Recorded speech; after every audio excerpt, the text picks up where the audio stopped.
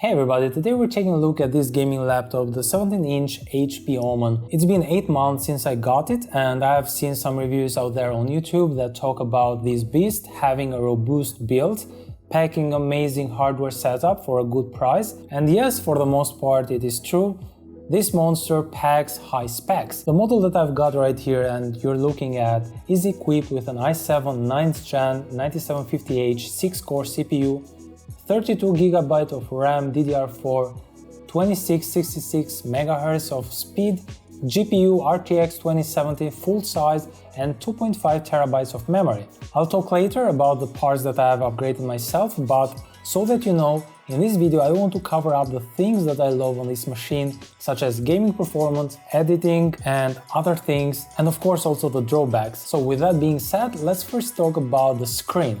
This laptop has a crazy beautiful screen, very bright, 17-inch IPS Full HD display. I love the screen because it is big, of course, clear, roomy for productive work and also gaming, has 144 Hz refresh rate, which is awesome for gaming, has G-Sync compatibility, and the brightness of the screen is on point. What do I mean by that? Well, the maximum brightness measures at 355 nits right in the middle of the screen, and the contrast ratio is set at 1500 by 1. All this means that you will experience a bright display even outside at a coffee shop. Moreover, this display offers 98% of sRGB color spectrum, which provides a vibrant image, and scores 1.91 in Delta E for color accuracy, which is outstanding. Every score below 2.0 is just perfect, and this scores 1.91 considering it's a gaming laptop.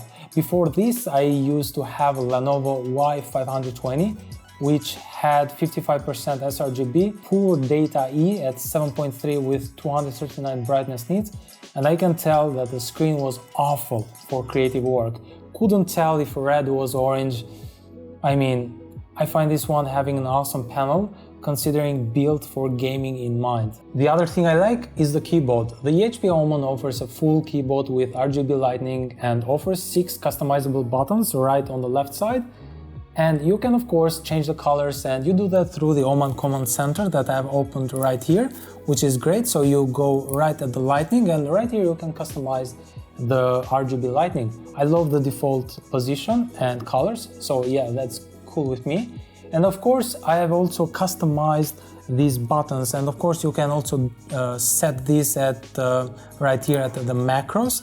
And for example, if I want, let's say, to take a screenshot, all I do is press P6, and if I want to start recording the screen, all I do is press P5 and I'm set. The other cool thing is typing experience. Well, that's a joy.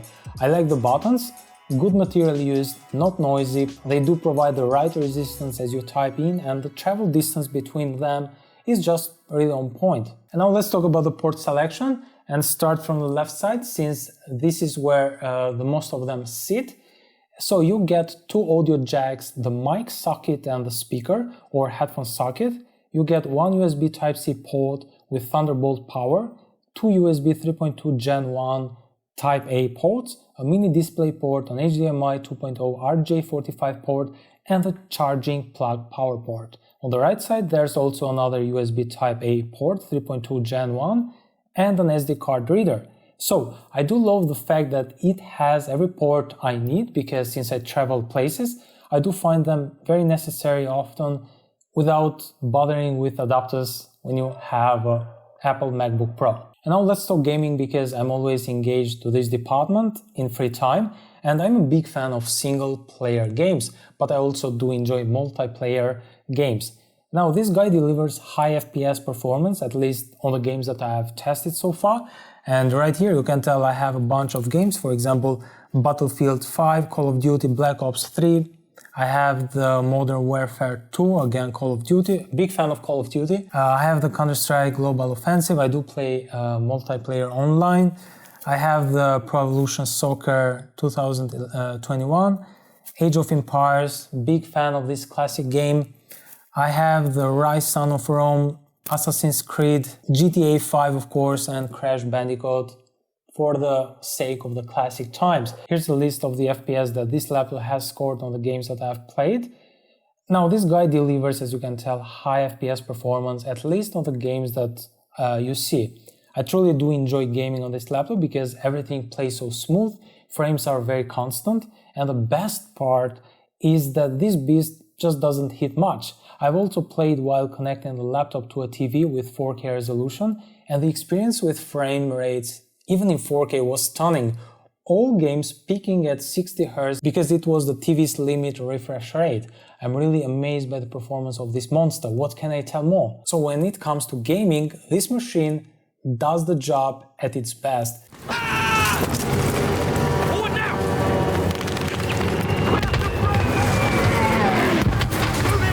Now let's talk about video editing. Here's a Blackmagic Road speed test that I did for you, where you can tell that the RTX 2070 GPU card is well capable of handling high resolutions. I can edit on DaVinci Resolve playback very smoothly since it also pulls a lot of power from the GPU, which is great in this case, a lot of CUDA cores. I do color editing with ease and rendering while feeling confident that everything will respond well. And the 32 gigabytes that I have installed is just great because it helps me with multitasking. When I'm rendering, I can also open Photoshop and Lightroom and I can work simultaneously. And I usually use the laptop stand, so you can tell right now, so that the laptop can actually breathe well. And I think it does contribute a lot. Another topic I want to talk about is storage upgradability. So I got this laptop for 1500 euros here in Italy. It was brand new on sale. I was lucky, I can tell, with 16 gigs of RAM, 512 gigabytes of NVMe storage, and the slow classic 2.5-inch 1 terabyte SATA drive, 7200 RPM, which I swapped immediately with a 1 terabyte Samsung SSD 860, I guess, yeah. And since it allowed for another M.2 NVMe drive, I bought one from Western Digital, the SN750 model, with 1 terabyte storage, and I finally also swapped my 2 8 gigs RAM DIMMs with 2 16 gigs for a total of 32 gigabyte because of the video editing. So I love the fact that you can add up to 3 storage drives, and yeah, that's awesome. Last but not least, the cooling system. This laptop doesn't get very hot. I'm glad for that. That's a big bonus. I have glanced at the temperatures once in a while, and they usually hit 65 up to 85 degrees Celsius when rendering or gaming. And I think the laptop stand also contributes on this part. The area that gets hotter is right here in the upper middle part, but in general this laptop handles heat very well thanks to the 2 huge fans which are right on the bottom that guarantee for an awesome airflow. The air vent on the right side is where heat gets away, right here, so you might feel it on your hand while playing a game if your hand is level with the air vent. And the other air vent is right on the rear upper side, but keep in mind that it is very important to give your laptop space to breathe, especially when dealing with intensive processing tasks such as rendering or, playing hardcore games. Well, I did talk a lot about the good things that I do love on this machine. Now it's time to tell you some drawbacks that I have found on these 8 months that I want to discuss. So what I don't like, there's 2 things. First of all, battery life. I'm sure that you guessed it.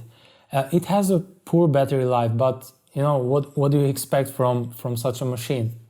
You're afraid to watch movies because it won't last that much. You may watch 1 2-hour movie, but not 2, considering 80% screen brightness. Same thing with other tasks such as surfing the web or watching YouTube, which will give you roughly 3 hours. Gaming, well, don't even think about it because not only it will last short, usually 30 to 40 minutes, which also will depend on the hunger of the game. But the battery, which by the way has a 70-watt battery unit, doesn't provide the same power you get with the 230 watts, the power brick that this laptop comes with. And you are going to also enjoy high frames when playing games with such a power. So just as a PlayStation, Xbox or a PC, they all get power from the wall socket. Same thing with a laptop. For performance, you want the full power it can deliver, so yeah, play games while plugged in.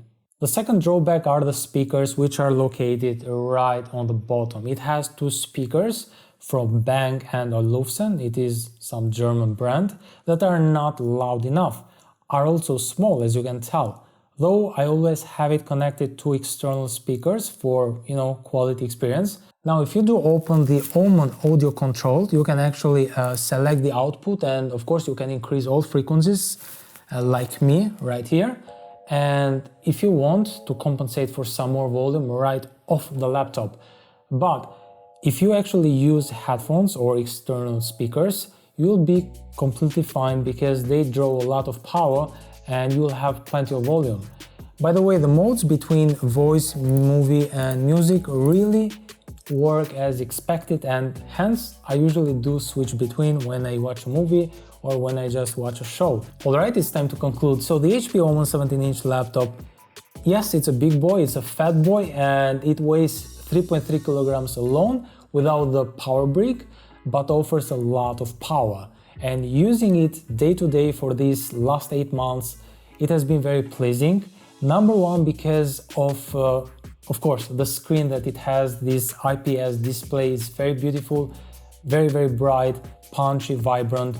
It offers performance and good upgradability options. I'm happy with my purchase because since I travel a lot, I need a capable machine that does editing, plays games with ease, that has a good screen with nice true colors, because that's very important when editing videos or pictures. A laptop that has plenty of ports, a good keyboard, full size, and on top a good price. And for me, this checks every box. Now here's my advice: if you're looking for a long-term home office laptop that will rest mostly on your desk, and you want a Windows laptop and want to randomly play gaming, then look no further but at this guy. Same thing for someone looking for a decent gaming laptop. This provides enough power for a great gaming experience, very high FPS. It is a portable powerhouse. It excels at being a do-it-all machine. Good price, great hardware, good support. I guess that was about it. So those were my thoughts. Let me hear yours. And if you do have any further questions, please leave it down below and I'll be glad to answer you. So that was pretty much it. I'm Henry. Take care out there. Bye-bye.